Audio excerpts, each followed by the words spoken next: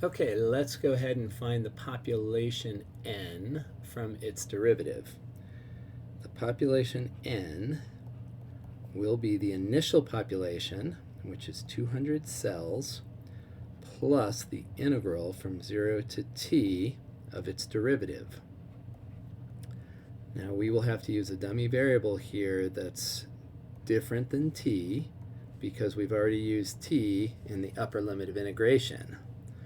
When we put t in the upper limit of integration, that creates a function, so we'll end up with a function of t. Going ahead and integrating an exponential, we have the coefficient constant, and the integral of an exponential is itself, so we're going to just copy down the function, and then we divide by the coefficient of the exponent. This is using the reverse chain rule.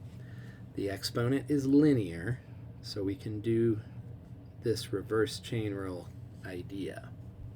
So there we go. Now we evaluate the antiderivative at both t and 0.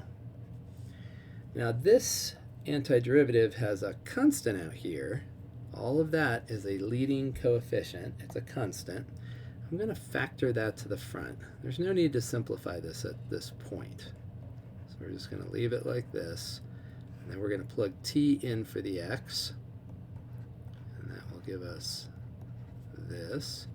And now when we substitute a 0 in for the x, we'll end up with e to the 0, which is 1.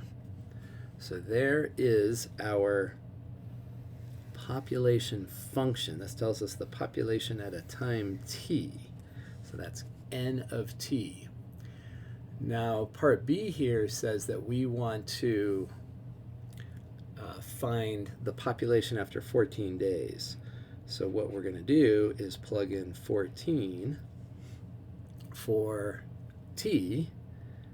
So we just come all in here, and one thing to do only, and that is to plug a 14 in for this t. So we'll end up with this expression times 14 minus 1.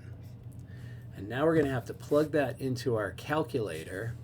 And when we plug that into our calculator, we are going to get 4,904 cells. 4,904 cells. So plug that in, make sure that you can come up with that exact same answer.